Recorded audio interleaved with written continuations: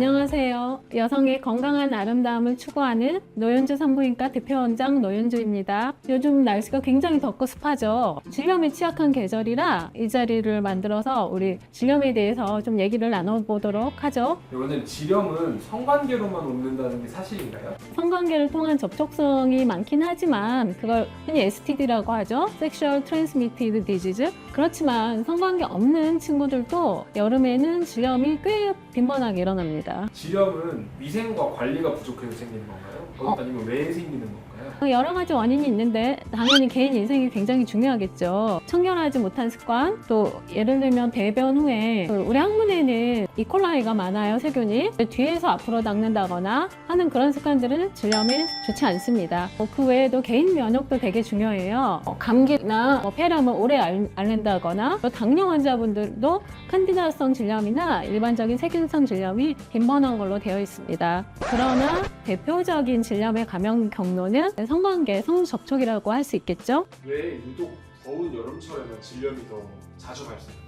여러 가지 이유가 있는데 첫 번째는 덥고 습한 날씨죠. 덥고 습하면은 아무래도 통풍이 안 돼요. 근데 또 요즘 여성들이 레깅스라던가 끼는 속옷, 보정 속옷들을 많이 입는데 여름에는 통풍이 안 되기 때문에 대표적으로 칸디다성 질염, 세균성 질염이 빈번하고요. 더우니까 물놀이 많이 하시죠. 또 바캉스도 많이 가고 또 남자친구랑 해외 휴가도 가고 그러잖아요. 그 남자친구랑 성관계 통해서도 또 더 자주 질염이 발생할 수 있겠죠. 여름철에는 예방이 중요합니다. 질염이 이제 반복된다면 이게 면역력의 문제일까요? 호르몬의 문제일까요? 질염은 크게 호르몬하고는 관계가 없습니다. 그러나 호르몬 밸런스가 안 맞아서 빈발 월경을 하시는 분들이 계세요. 그거는 호르몬하고 간접적인 관련이 있을 수도 있겠죠. 그런 경우에는 이제 산부인과 전문의랑 상의를 해서 빈발 월경에 대한 치료를 해야 되겠고요. 기본적으로는 개인 면역의 문제가 더 크고요. 그 외에 개인 위생 문제,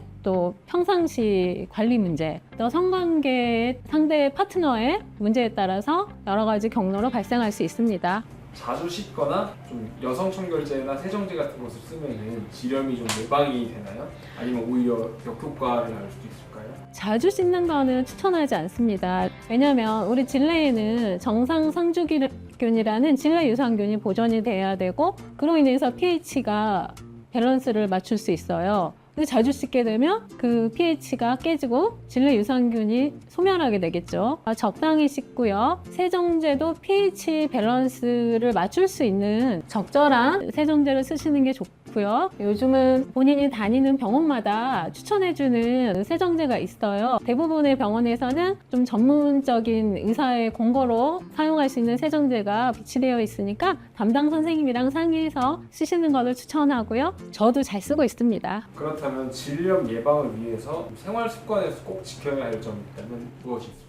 여러 가지 측면이 있는데 일단 보통 질염이 잘 생기는 연령대가 20대, 30대 섹슈얼 액티브한 여성들에서 질염이 많이 발생하고요. 본인의 면역 관리가 일단 되게 중요하겠죠. 항상 비타민C라던가 멀티비타민을 복용해서 자기 건강 유지, 면역 유지를 하는 게 첫 번째고요. 두 번째는 이제 파트너 관리도 되게 중요해요. 파트너가 바뀔 때 검사를 해보는 것도 좋겠고요. 또 너무 자주 파트너가 바뀌는 거는 본인의 여성 건강에 좋지는 않습니다. 물론 이거는 개인적인 성향이니까 그렇다고 이제 말씀드리는 거고, 또 여름에 이제 더욱 주의할 것은 요즘 필라테스나 요가 많이 하시는데 레깅스라던가 팬티 라이너 같은 패드를 상용하는 것이 여름철 여성 건강에는 매우 안 좋습니다. 그런 거는 좀 주의하시고 되도록이면 통풍이 잘 되는 그런 헐렁헐렁한 옷을 입는 거를 추천드려요. 그 부분도 중요하고요.